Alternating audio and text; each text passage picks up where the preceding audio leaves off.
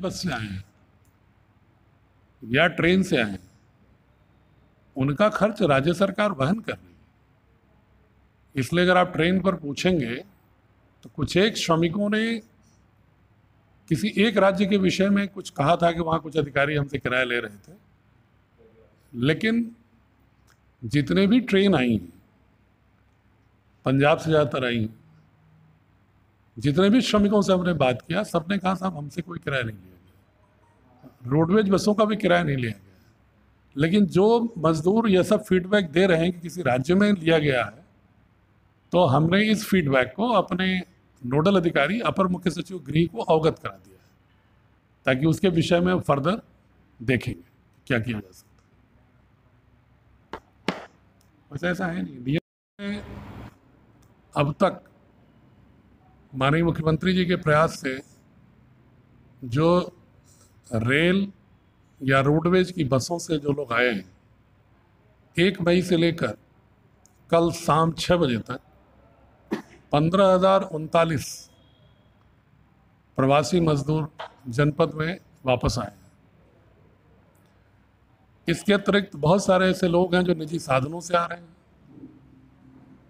या ट्रकों से, पैदल तमाम दंश और पीड़ाएं सहते हुए भी आ रहे हैं। उनकी भी हमने जब सूची बनवाई, चूँकि गांव-गांव में निगरानी समितियां प्रभावशाली रूप से क्रियाशील हैं, वो आते ही तुरंत एसडीएम को, एमओआईसी को सूचना दे रहे हैं, थानाध्यक्षों को सूचना दे रहे हैं, और हमने लेखपालों से भी विगत 3 दिनों में विलेज वाइज सर्वे कराया।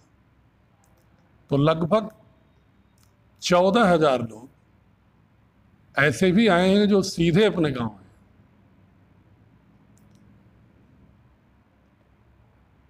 इन संख्या को भी विगत 3 दिनों में मेडिकल ऑफिसर्स के पास भेजकर, या ज़्यादा संख्या में गांव में लोग थे तो मेडिकल ऑफिसर को वहां भेजकर,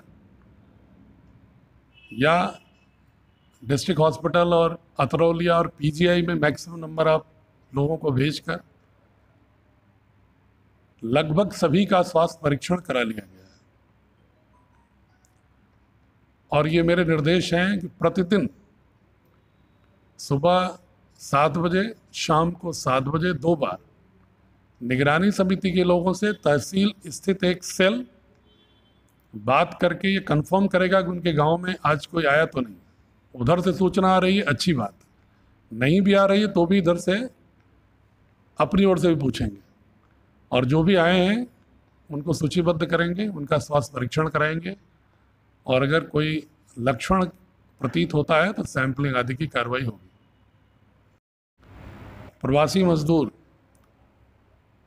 आज की तारीख में 1 मई से लेकर लगभग 30,000 आ चुके हैं। जैसा कि मैंने बताया कि 15,039 रेल और रोडवेज से, और लगभग 14,000 के लगभग सीधे। इन 30,000 मजदूरों की सूची, कल तक की सूची हमने मुख्य विकास अधिकारी को दे दिया है, विकास खंडवार, ग्रामवार, ताकि सेक्रेटरी और बीडीओ इनका 3 काम करें। एक जॉब कार्ड मनरेगा का, जब तक वो क्वारंटाइन है इस दौरान में प्रोसेस कर लें। दूसरा, अगर उनका राशन कार्ड नहीं है तो राशन कार्ड का फॉर्म भरवा दें। और तीसरा, अगर मुख्यमंत्री की 1000 दिहाड़ी योजना में सम्मिलित हो रहे हैं तो उसमें उनको सम्मिलित करते हुए इनको लाभान्वित कराएं।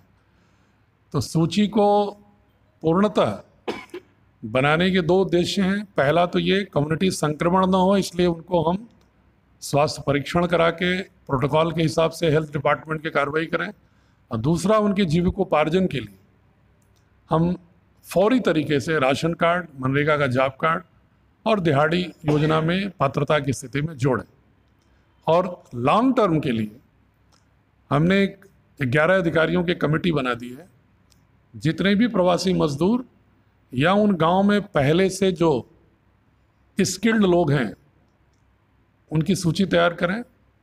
जो मजदूर बाहर से आ रहे हैं उनके भी स्किल की मैपिंग करें, और उनको किस तरह से लोकल प्रोडक्ट्स के साथ बैंकों की स्कीम से फाइनेंस करा के मार्केट लिंकेज करके उस ग्रुप को कैसे हम आगे बढ़ा सकते हैं, उसके बारे में रणनीतिक रूप से कार्रवाई करें। उसके लिए कल भी बैंकों से मेरी बात हुई थी, और 14 को मैंने सारे बैंकर्स के साथ इसी मुद्दे पर बैठक रखी है। कि इन प्रवासी मजदूरों को या यहाँ का जो यूथ है जिसके पास हुनर है उसको, जैसा कि माननीय प्रधानमंत्री जी भी कल के संबोधन में कह रहे थे, हमें लोकल प्रोडक्ट के साथ जोड़ने के लिए स्कीम के साथ जोड़ना होगा। उसके लिए सबसे पहले हमारे पास अपने यूथ की मैपिंग जरूरी है, और जो लड़के हाई स्कूल इंटर पास हैं, स्किल्ड नहीं है इन प्रवासी मजदूरों में से, उनको हम कौशल विकास मिशन, दीनदयाल उपाध्याय कौशल विकास योजना, प्रधानमंत्री कौशल विकास मिशन, आरसीटी के साथ ट्रेनिंग कराने का भी प्लान करेंगे। और आज जो भारत सरकार के जो पैकेज है उसमें भी जहाँ जहाँ कोई संभावना दिखेगी, वो जो हमारे जनपद में सीडीओ की अध्यक्षता में जो हमने 11 अधिकारियों की कमेटी बनाई है, वो जो पैकेज आज माननीय वित्त मंत्री की ओर से आ जाएगा, कुछ स्पष्टता हो जाएगी। उसके बाद हम रणनीतिक रूप से अगले 10 दिनों में एक कार्य योजना बना लेंगे ताकि माइक्रो प्लान के स्तर पर, गांव स्तर पर उसको क्रियान्वित किया जा सके। बहुत सारे लोगों के दिमाग में एक प्रश्न आते हैं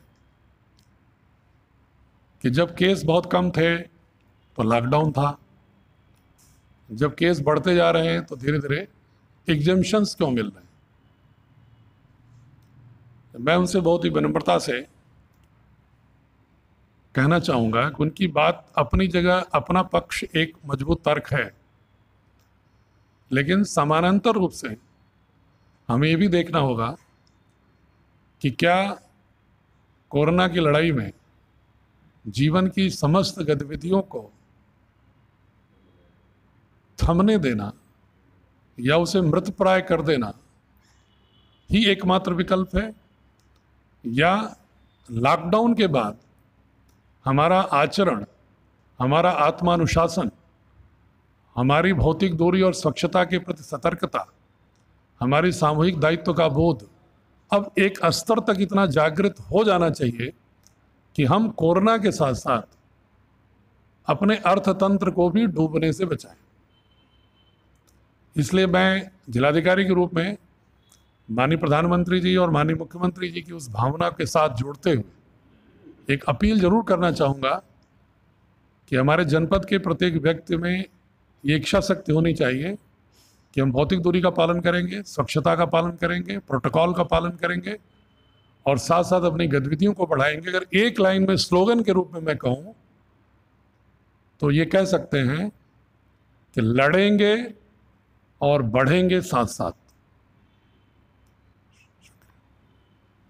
तो प्रवासी मजदूरों को जिन इच्छुक हैं या जिनकी विवशताएं हैं वहाँ पर, उनकी चिंताओं को दूर करने के लिए चरणबद्ध ढंग से माननीय मुख्यमंत्री जी प्रयास कर रहे हैं। उसके लिए भारत सरकार का प्रोटोकॉल है कि प्रदेश सरकारें आपस में वार्ता करती हैं और आपस में जहाँ से चलना है वहाँ से वहाँ की राज्य सरकार चिन्हित करके, उनका पंजीकरण करके, उनके स्वास्थ्य का प्राथमिक परीक्षण करके उनको परिवहन के युक्त पाती है। उसके बाद ही उत्तर प्रदेश वहाँ से उनके आवागमन की रेल या रोडवेज किसी माध्यम से व्यवस्था करती है। महाराष्ट्र के विषय में भी ये प्रक्रिया शुरू हो गई है। अभी तक मध्य प्रदेश, हरियाणा, गुजरात 3 जगहों से लगातार लोग आए हैं। अब राजस्थान के लिए भी ट्रेनों की स्वीकृति मिल रही है। जैसे आजमगढ़ अलवर में 16 से चल के 17 को ट्रेन आएगी। महाराष्ट्र से विभिन्न स्थलों से कई ट्रेनें प्रदेश सरकार ने स्वीकृत किया है, जिनका आगमन परसों से शुरू हो गया है। उनमें से कुछ ट्रेन लखनऊ आई हैं, कुछ ट्रेन कानपुर आई हैं, कुछ ट्रेन गोरखपुर आई हैं। हमारे पड़ोस के कल एक ट्रेन जौनपुर आई थी पालघर से, उसमें से भी आजमगढ़ के 236 लोग थे, रात में आए हैं। बहुत सारे लोग रोडवेज बसों से भी मुंबई के आए हैं। महाराष्ट्र के लगभग हमारे पास अगर बसों से 6084 लोग आए हैं कल शाम 6 बजे तक, तो उसमें से महाराष्ट्र के भी 788 लोग हैं। तो ऐसा नहीं है कि मुंबई महाराष्ट्र से नहीं आ रहे हैं लोग, उनको आपको ये जागृत करना होगा कि जन सुनवाई के पोर्टल पर अपना रजिस्ट्रेशन करा दें और अपने जनपद में जहाँ रह रहे हैं वहाँ के राज्य सरकार के पोर्टल पर रजिस्ट्रेशन करा दें कारण सहित, और उनके प्राथमिक क्वारंटाइन और स्वास्थ्य परीक्षण के बाद राज्य सरकार वहाँ की सहमति जिन सूची को देती है, प्रदेश सरकार उसके लिए फैसिलिटेट करती है अपने खर्चे पर। इसमें किसी हर प्रांत के साथ एक ही नहीं है।